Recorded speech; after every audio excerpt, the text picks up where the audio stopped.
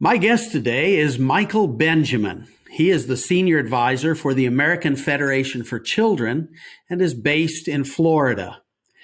Michael, welcome to the State of Education. Thank you, Melvin. Appreciate it. Absolutely. Great to have you. We've been together at different occasions recently and always enjoyed spending time with you. We're excited to hear your story and about the work that you've been doing in Florida and other places across the country, advising and advocating for students. But first, why don't we just start out by you sharing a little more about your own life, your background, and the things that brought you to the work that you've been doing? I guess I could start with I was born and raised in New York. I came to Florida in 92. I was educated at the University of Pennsylvania, economics and philosophy, class of 88. That dates me. But I spent about 10 years in business and financial service. And the Lord called me out of that. Essentially, what I call it is a Solomon prayer. I was working with youth groups and looking how they wanted to be adults one day and kids the next. And it was a very interesting point to start working with children. But one of the things that I noticed was that when I walked in the room, it was a very unusual kind of pull or connection that I had with kids. And it was on many different unrelated occasions, they were giving me permission to speak into their lives. And one day I just had this like kind of internal conversation with God, like, in the Tampa Bay area, the triangle is basically Tampa proper, Clearwater, St. Pete. And there's a bridge or a causeway in between each. And I found that, for example, in St. Pete, it's a 30-minute, ride, but many kids never left St. Pete, never drove over to Tampa. This is, some 25 years ago or so. And I said, after working with these youth groups, I started finding some weren't reading on grade level. They weren't traveling. So then, how were they experiencing something outside of their own neighborhoods? And I said, Lord, who's going to help these kids? And I felt impressed upon me, you, or why not you? And I personally thought it was some bad pizza I ate, I come out of this Ivy League education. I'm 10 years in financial service. I'm licensed. I'm not thinking about, giving up my Johnson and Murphy shoes and Armani suits. So, but as the Lord would have it, just like I came to Florida from New York, it was one of those, I was planning on going to Atlanta. And it was one of those pick up your bed and walk type situations. And I said, well, it doesn't really make sense. And what I heard essentially back pressed upon me was, I didn't ask you if it made sense. I told you to obey and move. So I moved to Florida. All of these things ensued. And I left the financial service world after about a decade and literally went right into a nonprofit, mowing 3.5 acres by hand, going down into 5 of the worst crime zones, the west coast of Florida, and working with youth. And that was my first step outside of, the corporate world or what the normal track would be, as most of my peers had done. And then I'll just real fast forward just to the education spot, and then I'll pause. So after doing that for a number of years, and there were about 400 kids in the program at the time in St. Pete and Clearwater. And by God's grace, grew the program to 1,600 kids, and it was considered one of the 5 best programs of its kind in the state of Florida by the late Lawton Childs. And one of the board of advisors wanted to see me use my educational experience, my professional business background, and working with kids together. And there was a historic African-American school in Tampa, St. Peter Claver, is about 115 years old, and it was in jeopardy of closing.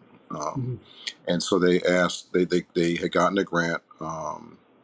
The Con Memorial Foundation had provided a grant, and it was in order to create a business office. So I came over and took over their financial aspects and allowed the nun to do the education aspect. And in the course of speaking with the people that were philanthropic to the school, I asked them, how do you want to give? How do you want to connect to the school so it doesn't seem like you're giving money time after time, and it seemed like it was not gaining ground. So I came up with a financial plan. And then finally, I asked one individual, I said, hey, look, I can't keep doing this. I need to find a new revenue stream.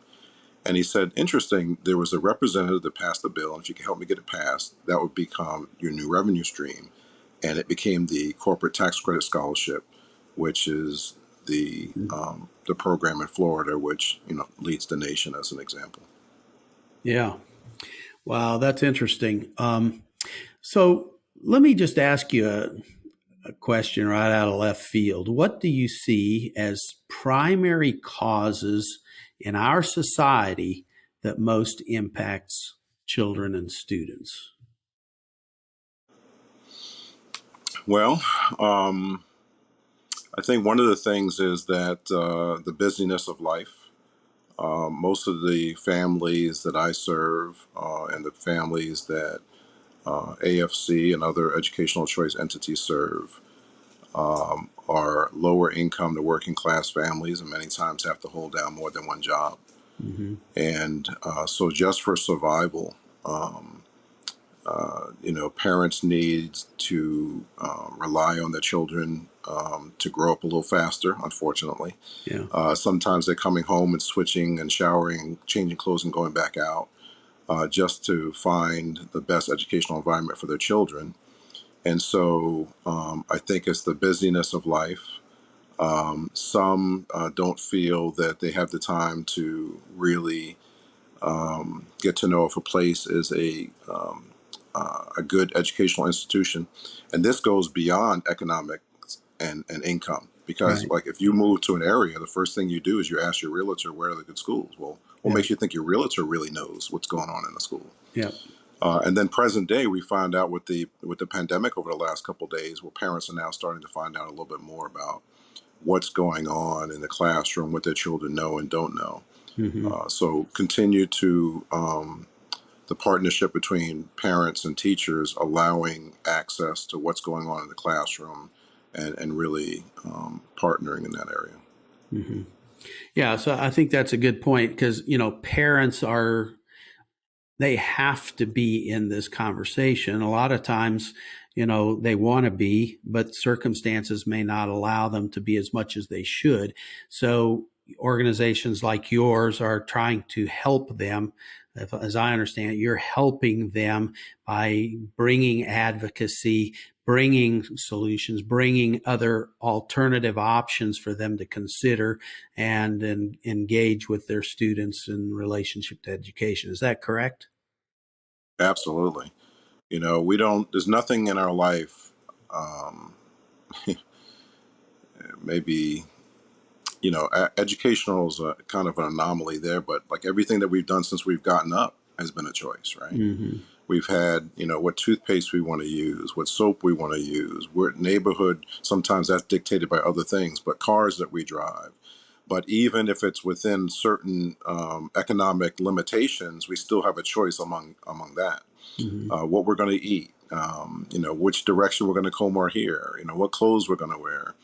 And then, you have that opportunity to sacrifice or not, right? Yeah. And we find that parents, time after time, are willing to sacrifice for their child's education. And even with these choice programs, these education freedom or, opportunities, parents still have some skin in the game. They still have to come up with some form of, financial contribution so that they're a part of this whole solution with their kids. A lot of the schools have parental involvement requirements, and it's like anything else. Once you see people reaching out to you, Mm-hmm. you feel more family, you feel more connected, you start finding more time. And we're seeing the results in the children progressing and having not necessarily better grades, but better learning gains, which is what we really want to see. Right. Right. It's interesting because we talk a lot about choice, and there are many things in life that we do have choice, but there are still way too many people across this country when it comes to the education of their kids. they really don't have much choice because of their own economic situation, uh, where they happen to be living. And, not everybody just has the ability to get up and go somewhere else, especially when they have family.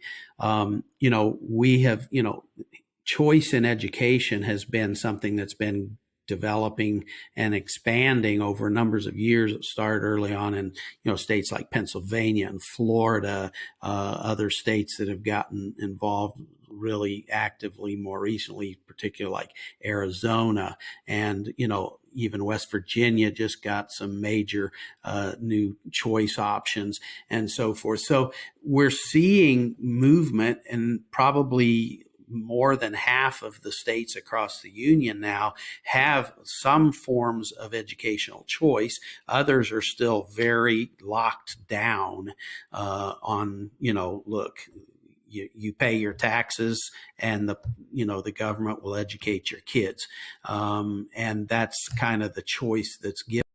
But let's talk a little bit more about education choice. So you talked about the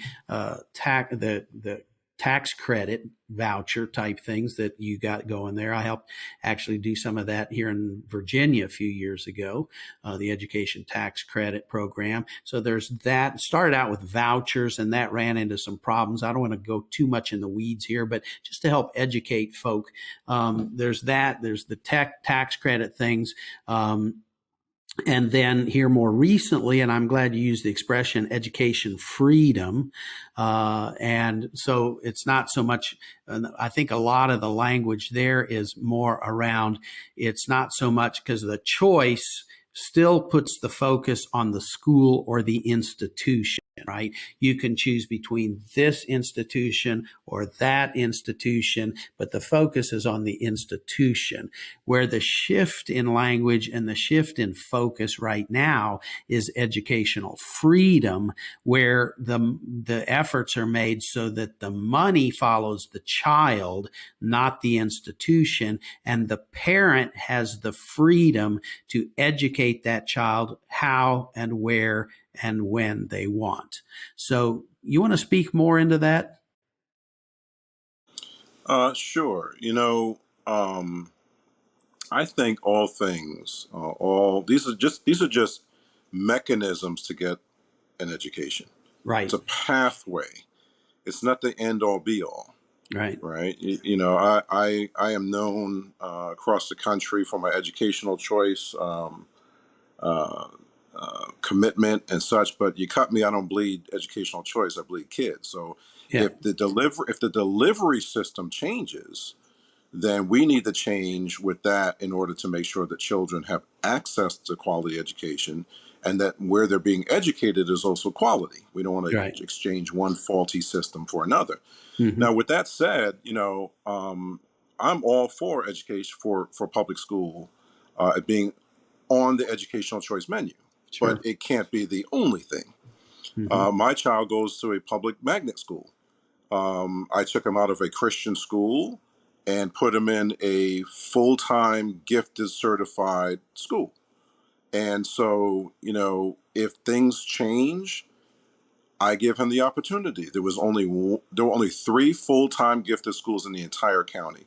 And so when it Mm-hmm. opened up in second grade, I gave him that opportunity because he looks at the world difference. He has 147 IQ. I'm like, look, if these teachers understand how he looks at the world, then I need to give him that opportunity. And Mm-hmm. then I do what I need to do according to our values at home to make sure that he understands how he operates among folks. But any decision that is made for a student to be in a school other than the school that's assigned to them by their zip code is exercising choice. Whether you use Yeah. your own money, whether you're using taxpayer dollar, but there is no government money. It's Yeah. not. It doesn't owned by the government. And Yep. quite frankly, even if it were government money, I mean, let's be realistic. I mean, let's stop hoodwinking people, right? If this country goes to war with another country and decimates its infrastructure by bombing, after it's over, even if it's the same people that were holding up Americans and doing despicable things on video to our Americans, we go back in and spend public dollars, Hmm. taxpayer dollars, government dollars, and rebuild the infrastructure of a country Yeah. that swore their hatred and whatever, or at least the leadership of that country. Because most of the time, it's not the people; it's the leadership, Right. Right. and the leadership makes it look like the people are following that. So it's really a farce for someone to think that these funds cannot be used to help the least of our own, but yet Hmm. can do it for a country where its leadership hates the United States. So we have to empower parents to choose all educational options that are on the menu, whether Hmm. it's your traditional public school, charter school, homeschooling, virtual schooling, Christian, parochial, whatever it is, and allow the parent to choose what is best for that child. And in their educational path, it may change over time. And so Hmm. we're more for supporting the parent and the child than preserving an institution or a delivery system. So, absolutely. As you have been engaged with the American Federation for Children, I know the tax credit program is a primary source that you use to help fund scholarships in this way. Um, are there other particular things that you've found yourself doing there to empower parents to help students find better options? Well, in different states, and according to the temperature of the legislature and the governor, and you kind of look at what is viable to get Right. passed. Right Hmm. now, there seems to be a very big move towards ESAs, Hmm. where you can have, let's oversimplify, let's say like a credit card type of debit card type of situation, where you can pay for tuition, educational services, to transportation, tutoring, different things like that. And so that's been a mechanism. For example, the 1.1 million students in Arizona now have access to a universal ESA, an ESA meaning Education Savings Account. In Hmm. Florida, we use the corporate tax credit scholarship, where it was redirected corporations' tax liability, which could be used to fund these scholarships for lower income and working class families. Hmm. And so it really depends on the state, the climate of the legislature, the support of a governor. But what we're really starting to see is that folks are really sobering up as to, if they weren't receiving a year's worth of education in a year's time prior to the pandemic, what in the world do you think they're getting now, as they were falling behind, and with school Hmm. closures alone? And then how does a kid respond to not seeing their friends, and finding some type of encouragement to wanting to go to school? Some losing their love for learning, and things of that nature. How does the parent who may have that, as we talked about before, more than one job, and a good kid in front of an iPad or something, meaning well, and for 3 hours doing what they're supposed to do. They go to take a break. They turn on ESPN or something just to see, hey, what happened? And next thing you know, they pass out, or it's just normal human frailty creeps in. So we need to, as AFC continues to be in the forefront of this, supporting legislators to support educational choice, educational freedom, those that empower parents, standing in the gap and saying, "Hey, legislators, if you are standing in this gap for this, we want to help support you." And so again, to revisit your question, it really depends on what avenue works best in that area. After Katrina in Louisiana, the traditional public schools became all charter schools. And really, you would hope that everyone would work together to educate the children. We know that it's not the teachers. We know who the normal culprits are, and sometimes they put golden handcuffs on excellent instructors who know they can reach their kids, but the framework that they're put in, they're not free to be able to reach the kids that they need to. They're beholden upon a system that is more concerned about preserving itself than reaching our children. So let's dig into that just a little bit. I mean, I think American people need to know what's really going on, and we know, who the normal culprits are, as you put it. But without going too deep into that, what are we talking about? Unions? So what are associations? The overall educational system that is driven from where? Well, I think one of the challenges in the educational choice arena is that, sometimes we're not as compassionate as we need to be, that we're Sure. sometimes too zealous in support of one thing and not realizing that, these folks are not our enemy. Yeah. They're folks that are trying to do the right thing. They may very well believe what they're being told, but Hmm. if you use common sense, right?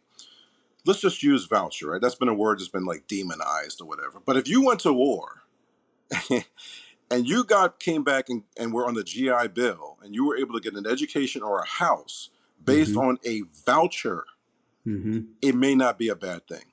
Hmm. Um, Vouchers seem to be a problem for the establishment from K to 12, but not 13th grade or college. I say 13th grade to be light, just so if someone goes, this dude said 13th grade, and then we're like, what was he talking about? But in college, Pell Grant, Yeah. God forbid you have a heart situation and the best cardiologist, surgeon is at St. Anthony's Hospital and you need to use Medicaid, a voucher to get treated. Not a Hmm. problem beyond K through 12. Well, shouldn't that make you just go, what's up with that? Yeah. And so, I had a conversation with a retired head of a union, and he was open to conversation. I finally just said, "Look, I've been thinking about this, praying about this for a while. And this is what I think it is. You tell me if I'm right, because you might not want to flat out say it. But is the main issue collective bargaining? Is the fact that you can't collect teachers' dues with these private schools and these choice schools? Is that really the challenge? Because you can't. There's human frailty says folks always want to control other folks somehow, right? So if you're Yeah. collecting dues, and then I said, wait, if charter schools are on the books as public schools, why would the traditional public school leadership be against charter schools? Its own self, Hmm. Hmm. right? But they can't collect dues from them either because they're privately run public schools. Yeah. So that's what it really seems to come down to. And then you got this inverted situation where the majority and listen, I'm not about partisan politics. I mean, even when I Right. vote, I just cover the top and I say if it lines up with one of my values, that's who I'm voting for. If it crosses lines, so be it. Yep. But it's clear that unions believe are certain things. Now, some unions, I mean, Martin Luther King got assassinated supporting unions, so I'm not against unions. But if the teachers union supports 80% of a certain party, right? And that party has the majority of the students that would benefit from the scholarship program, but yet they don't support it with their vote. Yeah. But yet the other party, who typically does not support that constituent base that would be availing themselves of the scholarship program, but stand in the gap to do it because it's morally right, you've Hmm. got to look at this inverted thing and be like, something's up. Yep. And a lot of it comes down to I want to have a career in politics, and they're telling me if I want to have a career in politics, this is the order of the day, this is what you'll do, or we won't fund you and you'll be out. Yeah. And who Follow the suffers? money. Follow the And money who always. right, and who suffers? The students suffer, the Yeah. children suffer. Yeah. But from those that have that mindset, they benefit from whatever they need to benefit from, whatever is important to them, whether it's financial, stature, power, and they'll be long gone by the time they won't have to see the results of what their handiwork was with the kids. Great. A couple quick questions for you. What is your philosophy of education in general? we need to teach children how to think. Absolutely. All right. So, what is one of your most rewarding stories about helping low income students? Um, well, I'll give one. I can give one very specifically, but most folks will probably know her by by now. But let me stick with one where I went back. I was with AFC. I was with Step Up for Students, which I co-founded with John Kirtley, who is just a phenomenal patriot, supportive educational choice. I've seen this man give stuff that like is inconceivable towards this effort, and still has the same fervor and fight to this day. Mm-hmm. But one day I was there for about 12 years. The national movement was looking to be able to replicate what we did in Florida and other states across the country.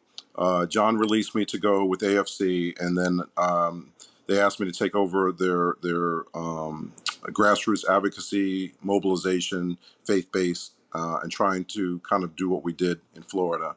Mm-hmm. Which is an interesting balance as a national director at that time, or as a part of the senior management team. I'm now senior advisor for the last couple of years. But essentially, what you have to do is, like, as you're kind of touching on different things, dig deep in, one or two states and just have a presence and start to replicate yourself in that state until someone takes it on and so forth. And that way, Yeah. you still, even though you're national, you have a local or a state presence. But I remember I was away from Step Up for Students for a while, and John had called me back. They were doing a big rally, and they just wanted to kind of say, "Hey, look, you've done this, from 1,300 people to 6,000 people, and you've been through all of the logistics and so on. Just kind of come and just kind of walk around, and just it's a lot of people to manage." And I remember I was towards the back, just kind of hanging out, trying not to, you have a new kind of team, you just kind of try and stay out of it, right, and just. But Yeah. I knew so many people were coming up to me. Then I realized as the march started going towards the front, I said, let me go to the front just to make sure things are together, because if the tip of the spear goes bad, then everyone's kind of like Pied Piper leading the wrong direction. So I go up front. I see a bishop that I knew and a pastor, well known. And while I'm up there and we get to a point where I'm saying, okay, hold, let the back catch up, and we're just kind of marching in place, a parent says something to me. I perceived it was like, well, let me just give you the illustration. So the parent's talking to me, and he's like, "Mr. Benjamin," and I'm like a decade into AFC at this point or whatever. I'm like 12 years this year, and then the grandmother says something, and then there's a grandson. I come to find out that the grandmother was the parent that I was working with years ago. The the parent was the student, and now the student is now the parent that has their child on the scholarship in the same institution.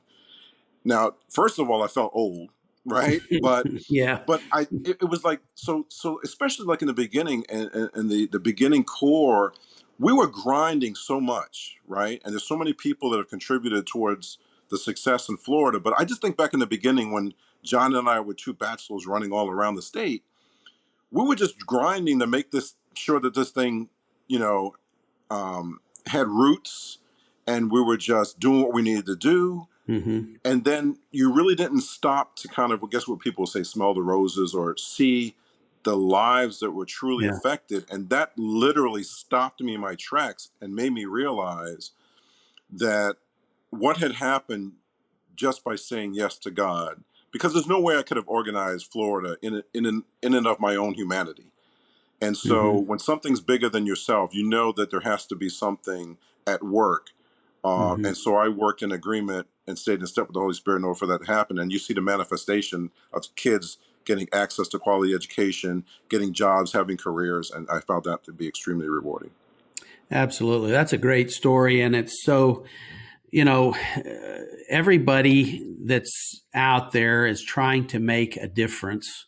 I think about donors who are always such a huge part and carry such a huge role in the success of all of these organizations that are working in this capacity, whether it's the ones who are taking, benefiting from the tax credit basis, or they're just outright donors to organizations like our own.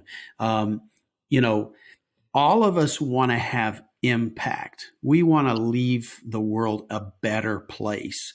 And in all reality, what your story illustrated was when you're doing the right thing, when you're touching the next generation, we can always see over time generational impact.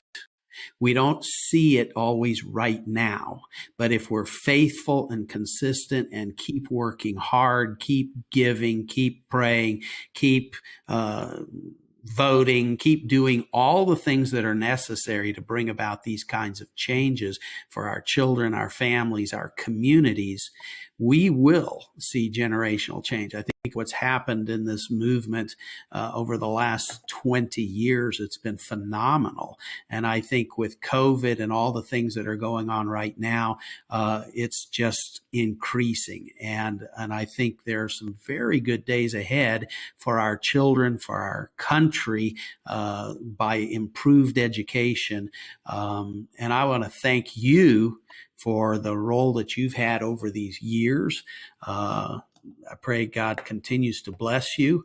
Let me ask this. How can our listeners learn more about your work and engage in some way? Where can they learn more about that? I would say one of the best places to go to is federationforchildren.org website. It is just phenomenal how things have been built out to be very palatable for those coming in that have knowledge or expertise about it, or those that have no idea and want to go from, not understanding this issue to understanding this issue. And I think that, as an organization, American Federation for Children is very fair, very open to share, the research, the polling, what has, been the arguments against, what are the arguments for. But like, for example, even with Step Up for Students, when we started in Florida, it was 15,000 children that would qualify for free reduced lunch. Now with the combination of everything that's under its auspices, over 163,000. Yeah. Well, you just don't hoodwink people, like that, and just all these people go on to it. These are not, 10,000 or more dollar places most of the time. I mean, these are, neighborhood schools, educating children that don't have to get up at ridiculous hours and be bused to neighborhoods they wouldn't otherwise frequent. I would say to donors, you're doing the right thing. I know the economy is challenging and folks look at it and trying to figure out what's going on. And some might hedge and say, well, wait, you're doing the right thing. We're given our gifts and talents. We're able to have success, and it's not to be for ourselves. So if you've had partnership with organizations where you know how they're spending the money, you can see the results, you're helping the next generation, know you're doing the right thing, and stay at it. Yeah. And we just need to be there to support our parents, share information about what it is, share information about what it's not, have powwows, forums where you sit down and just allow folks to have discourse. But the bottom line is, locally, you have to get involved. You have to know what's going on. Just like you found out with the pandemic, there's other institutions that you don't really know what's going on. School boards, you may not know all that's going on. Your state legislator, just remember, you put them in the Capitol to represent you. Don't let them be in the Capitol coming back and representing the Capitol to you. Keep them accountable. Let them know what you want. Watch their votes. It's all public stuff. And just, don't get overwhelmed by trying to do everything in a day. Just learn one thing new a day, a couple new things a week, just so that you know what folks are doing, what they're supporting, and whether it supports your values or not. And if it doesn't, you've got to speak. And if you don't, someone else is going to speak towards your child's future. Absolutely. Absolutely. Very well said. And this is ultimately about our children. It's about the future of our country. And so thank you, Michael Benjamin, for spending time with us today. Thanks for all you're doing. And we look forward to connecting with you further down the road. Look forward to it, Melvin.